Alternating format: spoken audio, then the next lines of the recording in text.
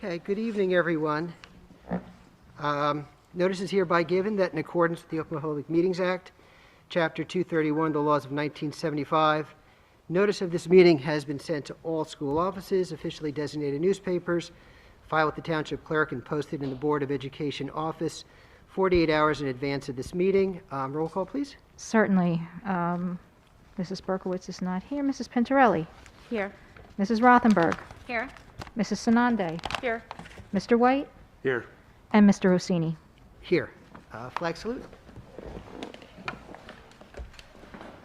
Pledge allegiance to the flag of the United States of America and to the republic for which it stands, one nation, under God, indivisible, with liberty and justice for all. Okay. All right. So, welcome everybody. I'm going to go over a few things with regard to the board president's report. First thing I just want to mention is that the state aid figures are delayed, and we'll be talking about that later in the finance section. The other thing too which is exciting, is that the referendum projects are moving forward. You may have read about it either in Community Life or Pascack Press, may even have been in the Record. So that's exciting too. What else? The board received last time, you might have noticed, a training from Stephen Fogarty at the February 1st meeting. Again, as a reminder to the board members, if you're unable to attend, please be sure to view the presentation online. In addition, we're also going to get, the board will be getting additional training from the New Jersey School Board representative on March 1st. And then finally, everybody must have or might have heard that the mask mandate will be optional as of March 7th, according to the governor's notice. And so I'd like to take a moment to thank our teachers, staff, and administration, as well as the community, as we continue to go through a lot of the changes that we've been going through as a result of COVID. None of it's been easy. We've been a lot through the last 2 years.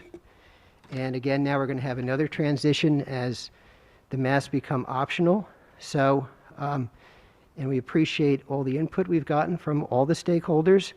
So I just want to take a moment to note that the board appreciates how collaborative and flexible the stakeholders have been, including our teachers, and through all these challenging times. So we're going to get through this together, and we appreciate it. And I think that's it for my report. Now we're going to move on to the committee reports. Buildings and Grounds, Mr. Schlereth is not here. I did note that we're moving forward with the referendum items at Holdrum. Is there anything else? Not at this time. Okay. Communications and Policies, Ms. Sanande? No update at this time. Our next meeting is the end of March. Okay. Curriculum and Technology, Mrs. Rothenberg? Nothing tonight, except if you missed a couple meetings back when Ms. Dowling presented the our scores and our state report, you can find it on the website. Okay. Finance, Ms. Pintarelli? Yes, actually, we just had our finance meeting. So some updates from that. On Monday, the New Jersey State Senate passed a bill to create a task force to reevaluate the school funding formula. This task force is to look at how effective the system is that we have in place now and see what improvements may be necessary. So this delays the governor's budget address for 2 weeks to March 8th. Usually state aid figures are released within 48 hours of the governor's budget address, so we will have those numbers by March 10th. As of now, the budget submission still remains March 21st. In the past, when the budget address has been delayed, I think it was twice. There was an extension 1 year, and then there was no extension another year. So as of now, we're not sure if there'll be an extension. And in terms of our audit, the audit still has not been completed, but we anticipate that happening somewhere in the very near future. And that's it for my finance report. Okay, great, thank you. Negotiations, I just want to note that there are negotiations coming up with the custodial staff, and nothing else to report. And again, Mrs. Pintarelli, anything for personnel? Nothing at this time. Okay. Please take a note of the committee meeting schedules. And now with regard to agenda items and agenda items only, this is the public comments portion. The Rivervale Board of Education is committed to encouraging the citizens of Rivervale and employees of the Rivervale School District to speak directly to board trustees. In order to facilitate the communication, residents and employees are requested, 1, to sign in before speaking, 2, to maintain an appropriate sense of decorum, and 3, to limit their remarks to no more than 5 minutes. The board will also take under advisement the written comments and opinions of non-residents that are submitted to the board secretary. Being mindful of its responsibility to maintain the orderly conduct of meetings, the board retains the right to rule on such matters as the speaker's right to address the board, as well as the appropriateness of the subject matter being presented. The board's decision in such matters is final. The board also reminds all members of the public that while it subscribes without reservation to the principle of keeping the community informed, by policy and law, it cannot allow public discussion of personnel matters, nor can trustees comment on any current or pending litigation. If a matter concerning an employee of the Rivervale Public Schools is of interest or concern to a resident, the matter should be referred to the responsible building principal or the superintendent of schools by telephone, letter, or email. Now, with regard to agenda items only, I'm going to open the meeting to the public at approximately 7:10 p.m.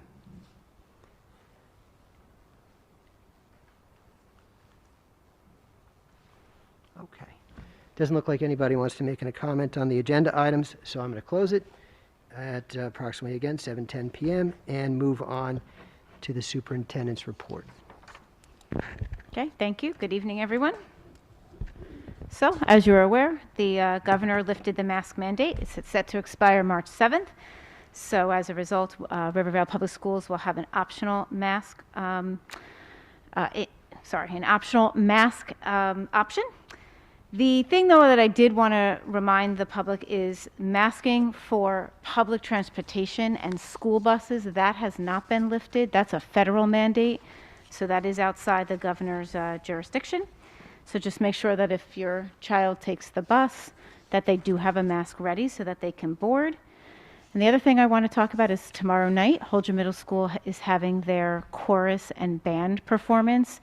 So we're really excited for this. This is something that the kids have not been able to perform for a couple years. So I also want to just thank the teachers, the administration, and the staff that helped organize this and make it possible for the students to participate. And I'm sure it's going to be a spectacular event. Thank you. Okay, great. Yeah, that's terrific. It's really terrific. Thank you. And now, Mrs. Ippolito, Board Secretary's report. Yes, thank you. Good evening. I just want to remind the board, especially for new members, that your ethics disclosures are due March 4th. Returning board members, the disclosures are due April 30th for those of you who still have outstanding disclosures to file. In regards to the state aid, actually the budget address for the governor being moved, the reason why we have a March 1st board meeting was to be able to adopt a tentative budget. So I would just bring to the board's attention that we will not have any state aid figures for the March 1st board meeting. Does the board want to consider canceling that meeting? Yeah, it would seem to make sense to me, and it's up to the other board members to discuss it as well, but if the purpose is to set the budget, and there's no budget to be set, yeah, I think it probably should be postponed to the appropriate time. I would agree. If we don't have any information beyond what we have today, we can move it or skip it till the 15th. And we do have a scheduled Finance Committee meeting on the 1st. I would just ask the committee members to hold that open, and if we are able to have the audit presented to us, then we could hold the committee meeting. Otherwise, we could have it on the 15th as well. Okay. And then there's another situation that I'd like to bring to the board's attention for their consideration. At probably it was either the September or the October board meeting, a resident had brought up a request for the board to look into subscription busing. And there's been a parent who's reached out to me separately since then as well. So just to explain what subscription busing would mean is that if there were, other districts do have subscription busing, and the difference is that on existing routes only, if there were seats available, they could be offered. Parents would file an application. This is only for Holdrum. That's the only school that we bus to. Could set up parameters and have an application process and see what the outcome is in terms of who would be interested in purchasing a seat.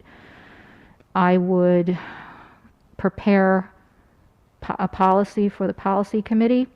You could look at regulations and set regulations as to how you would select those that would be able to purchase those available seats. And suggestion would be to do a lottery. I did review the bus routes. I rolled and advanced the 5th graders up, and I removed the current 8th graders. Interestingly enough, there is room on the bus. When I first got here in 2004, the buses were jam-packed. We've had decreased enrollment, so in fairness, it was time to review the routes. And at current levels, it looks as though we have 25 eligible students on one bus, 32 eligible students on bus 2, and on bus 1 there are 48 eligible students. So there would be room. They're 54 passenger buses. The way subscription busing would work is that if there was a parent who was interested in purchasing a seat, they would be assigned to a bus stop that is currently on the route. So, for instance, if somebody lived 5 blocks away from a bus stop, that's one thing. If they lived further than that, if they lived a mile away, it would be up to them to get to the bus stop. So the reason I bring this up is it was raised at a board meeting. It's my job to bring to your attention that you do have the ability to offer subscription busing. The cost of the subscription busing would be the cost of the route divided by 54 passengers, and that would be what the parents would be charged. So it would be on a year-by-year basis. Parents would have to recognize that if they were able to secure a paid-for seat and a family moved into town and their child was eligible, then there's a possibility that somebody would be removed from that route if they were a subscription rider. So these are all of the challenges and information that goes along with subscription busing. Yes. Does the cost also include the insurance for that child? Are they covered under our policy? No, it would be strictly for the cost of riding the bus. So is there an issue with the liability? No. Okay.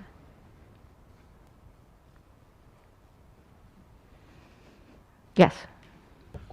Just for argument's sake, if there's an abundance of families that want busing all of a sudden, is there an option that we would consider adding additional buses if they're paying for it and they're filling the buses? Is that something that would possibly be considered or available, or are we just going to stick with the 3 buses that we currently have? I think at this time, the first step would be to stick with the current busing that we already have. Remember the climate that we're in.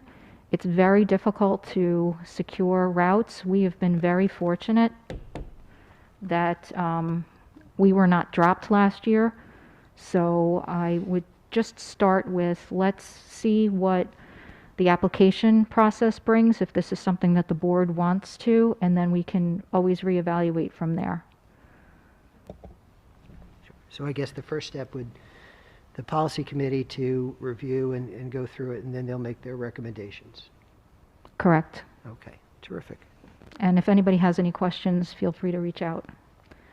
And that's all that I have for this evening. Okay, thank you. So let's move to general resolutions, resolutions G1 through G5. Is there a motion? I'll make a motion. Okay, second? I'll second. Okay, discussion.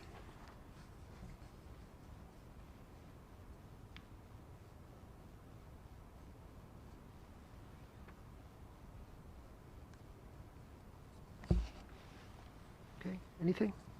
All right. Roll call vote, please. Certainly. Mrs. Pintarelli? Yes. Mrs. Rothenberg? Yes. Mrs. Sanande? Yes, but I'll abstain from G3. Certainly. And Mr. White? Yes. And Mr. Rossini? Yes. Okay, moving on to business resolutions B1 through B11. Is there a motion? I'll move it. Second? Second. Discussion, thank you.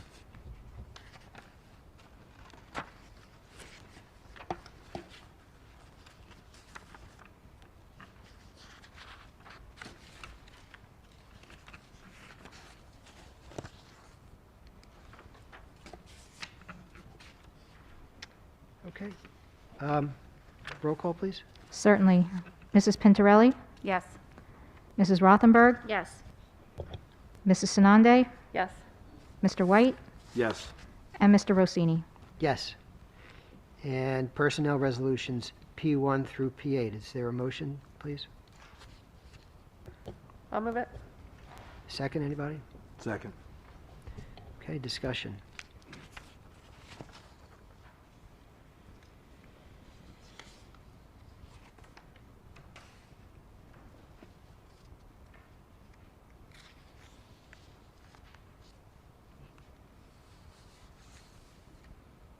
Okay, anything? Okay, roll call vote, please. Certainly. Mrs. Pintarelli? Yes. Mrs. Rothenberg? Yes. Mrs. Sanande? Yes. Mr. White? Yes. And Mr. Rossini? Yes. Okay, so we'll move on to the public comments on general items. Again, the Rivervale Board of Education is committed to encouraging the citizens of Rivervale and employees of the Rivervale School District to speak directly to the Board Trustees. In order to facilitate this communication, residents and employees are requested, 1, to sign in before speaking, 2, to maintain an appropriate sense of decorum, and 3, to limit their remarks to no more than 5 minutes.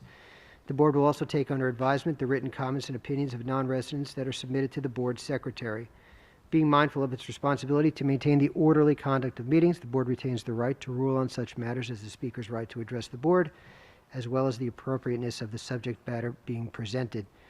The board's decision in such matters is final. The board also reminds all members of the public that while it subscribes without reservation to the principle of keeping the community informed by policy and law, it cannot allow public discussion of personnel matters, nor can trustees comment on any current or pending litigation.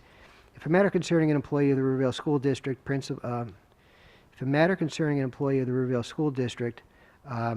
is of concern, please go to the principal or the superintendent of schools, and you can contact them by either telephone, letter, or email. So I'm going to open this to the public at approximately, this is on general items, 7:22 p.m.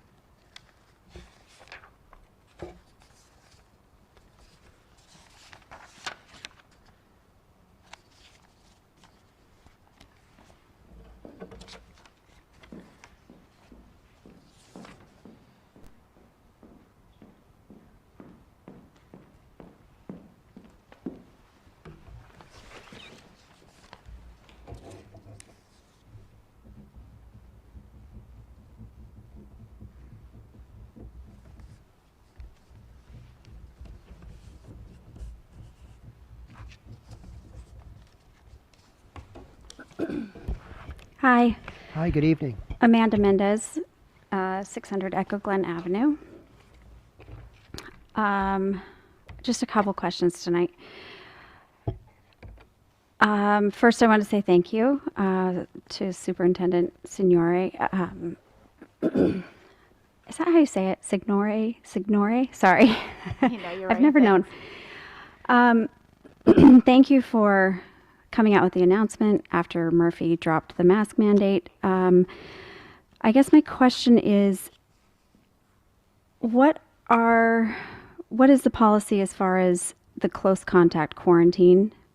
And is that going to change as of March 7th when the mask mandate is dropped? So that's what we're all waiting for, is there's supposed to be new information coming out from the Department of Health. That was announced at Governor Murphy's press conference. We haven't received it yet. So we are anxiously waiting that, and then we'll be able to update the community with any information. Okay. And then the other question I have was, when it comes to the COVID protocols and these decisions that are then made, is it mostly just up to the superintendent to make those decisions, or is it voted on by the board? I'm just confused as to how those decisions get made. And I mean, obviously we try to talk to the board, but then when the email came out, it really just seemed to be from you and not had anything to do with the board. So is that a decision that's made by the board or by the superintendent? What in particular? Like, if the Rivervale School District decided to keep the mask mandate despite what Murphy said, or if the quarantine rules are going to change, is that a decision that's just made by the superintendent, or is it voted on by the board, and is that a vote that occurs outside of these board meetings? So the superintendent of the school, right, so myself, I am the spokesperson for the district, so the board may very well be in alignment, but I'm the one who communicates to the community. So the board is well aware of the letter that I sent out regarding the lifting of the mandate. As far as all of the other things, it's a little bit more nuanced. I had said at the last meeting, I certainly welcome reach out. We can have a much more in-depth conversation about where all that stuff lives, whether it's a mandate through an executive order, or whether it's a mandate through a mandated state policy that districts must adopt. So that's probably about the most I could give you in this setting, and then you and I could probably go through a lot more of your specific questions together. Okay. So do you anticipate that information is going to come from the state before Yes. March 7th, soon? We hope so. That's what we've been told. That's what districts have been told. Okay, so that it would hopefully reduce the number of close contact quarantine.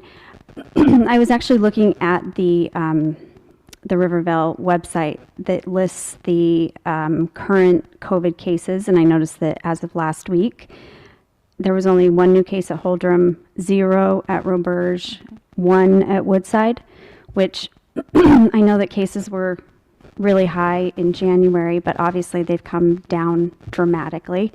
So I guess I guess the quarantine issue isn't really taking place right now, but is that something that do you have the power to change the quarantine protocol before March 7th if New Jersey comes out and says? So a lot of that is found, if you look at the road forward policy, a lot of that is found in there, and that's a mandated policy. So that's what I'm saying. You and I could certainly go over all the Okay. nuances together if you want to reach out to me. Okay. And then I guess my last question is, Murphy has extended his powers multiple times so far in this 2 years.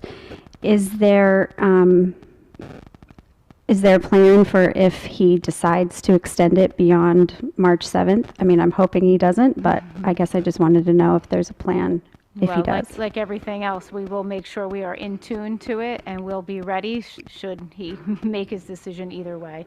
The same way we were ready for this announcement as well. All right. Thank you. Thank you. Thank you.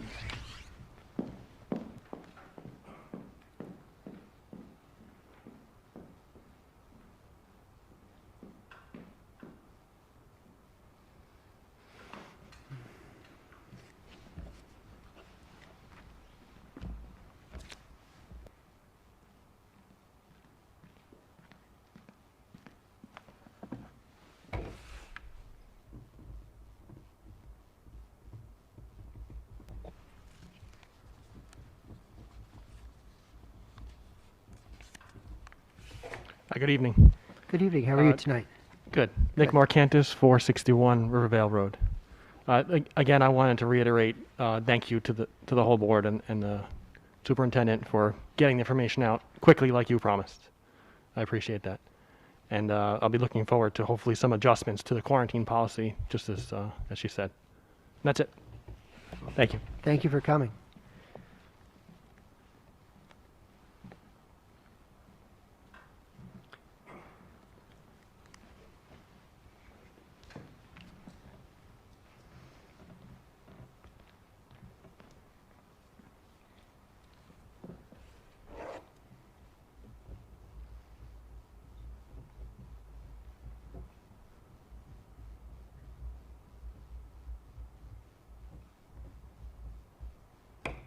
Hi, Trisha Tui, 722 Westwood Ave. Hi, good evening. Good evening. I was here last meeting and I had asked a couple questions, and I don't want to sit here and hammer questions. I'm just, again, trying to understand, and I know I'm going to reach out to you about sitting down. I have 3 kids. It's very busy, hard to do. But there was a moment that you had said last time that you guys did not accept funds from the government, but it's public record that Rivervale did accept the funds. So I was confused about how that's possible, that we didn't accept funds that's actually like on a public record, ARP funds. Yeah, I'm not sure what you're referring to, but we did receive ESSER funds. Okay, because there are several different stages of it. There was 3 different phases in the third one, which we received and was voted on in July 22nd at the board meeting. And those funds had stipulations, and those stipulations are the policies that are in place. Is that correct? No, again, reach out to me. I'm not quite sure because I don't want to misspeak when I'm not exactly sure what you're speaking about. Well, I looked into all of this. I looked into the road forward plan and the safe reopening plan on the website. And I know you want me to reach out to you, but also this is a public forum, and I just feel like the public needs to be aware of stuff that kind of feels like it's thrown under the table. But the road forward plan, you said that last week it's a mandated policy, or 2 weeks ago when we were here. But it's not, other than the mask mandate, none of it's mandated. It's no, that's incorrect. The road forward is a mandated state policy that districts must adopt. They must adopt the Correct. road forward plan, and that's within the same mandate as the masks? No, the mask is an executive order. Okay. So the state has mandated a policy plan on all the school districts? Correct. The New Jersey Department of Ed has mandated policies that districts must adopt, and the road forward is one of them. Okay. Okay, this is news. That's what I'm saying. Reach out. We can have a dialogue. This isn't really the forum for it. This is really just public comment, and I tried my best to, listen and help you guys out a little bit. I was confused because my understanding is that none of the policy, aside from the mask mandate and the vaccine requirement / testing requirement for teachers, are mandates from the state. Oh, gotcha. Everything else is adopted policy that you've agreed to adopt as a district. I see what you're saying. Yeah, there's mandated policy that districts have to adopt. Okay. Because in the actual road forward plan, it all says, it just repeats recommendation and suggestion, the whole policy. So that's where it's kind of confusing. If it's a recommendation and a suggestion, how is it a mandate? It's a mandated policy. I mean, that's all I can keep saying. I'm only asking all this because my daughter wants to go back to school. Sure.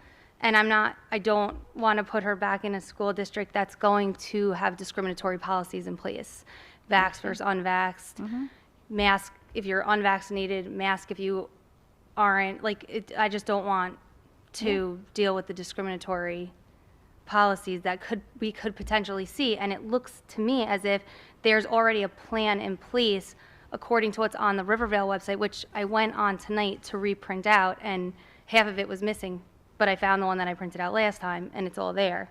But it says that this policy could be in place through 2023. I mean, this means we have 2 years. Are you talking about the road forward policy? This is the safe return, which is where you accepted the ESSER funds that had stipulations, and those stipulations were to continue with prevention policies. And that's the basis of the road forward plan. Yeah, or that- maybe it's not. I don't know. Yeah, it is confusing. You're right. I mean, it it is. just seems a little odd to have two separate policies that basically state the same exact thing. Right. And we one's have to have them now, right. That's what I said. Please, when you have time, I can certainly go over and kind of help explain it all to you. Okay. Okay, well, that was all I have then. Okay. Thank you. Thank you. All right, thank you.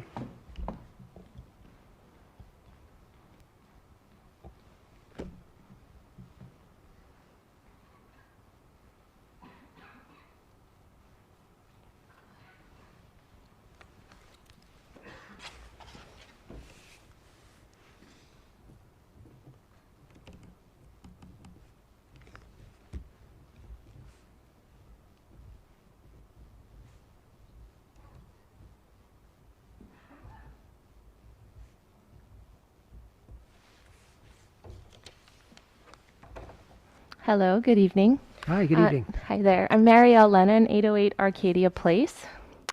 I'm thinking about what Tricia was just kind of trying to find out or figure out, and I guess my public comment not needing an answer, just kind of speaking for myself, for the parents that are here tonight, and I know there are at least 25 on the live stream watching. I think a lot of us just feel like we don't know we want to know more about policies, mandates, funding, like however the school kind of functions and works and what we're kind of signing up for if we say, yes, our kids come to public school, because it feels different than 30 years ago when we were their age. It just feels like more stuff is thrown in, state mandates, federal mandates, you know, there's a lot of like distrust. Last year starting, there was like parents here, school here, and there's no together feeling.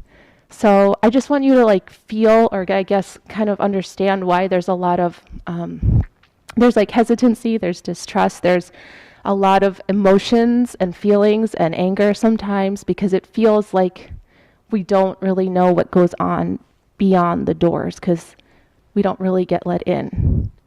So I just wanted to say that. And also, without like saying anyone's name, I wanted to tell you something that was kind of the last nail in the coffin, if you will, for me with not sending my son here this year, because I know I told you guys he's not in district and I'd like him to be. I was told by an administrator that he wears two hats. He's a father and then he's a principal, and he keeps them separate. And to me, I think that's wrong, because you should treat every child like they're your own. Like this type of work, you are in charge of these kids all day. It's their health, it's their safety, it's their happiness. Like we give them to you, we trust you to care for them. So I just wanted you to try to get a sense of like how deeply upsetting these 2 years have felt for a lot of people, not just me, okay? Thank you for your comments.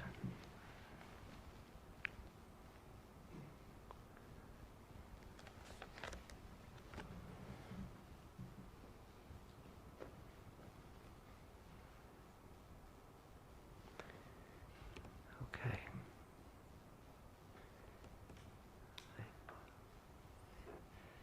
I think there are going to be no more comments. Is that right? Anybody else? Okay. All right. Well, thank you for coming out.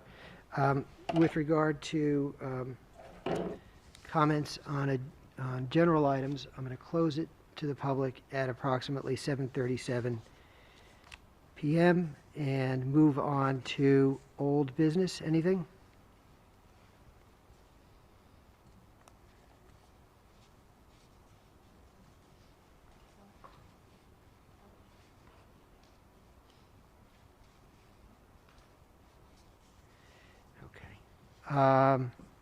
New business?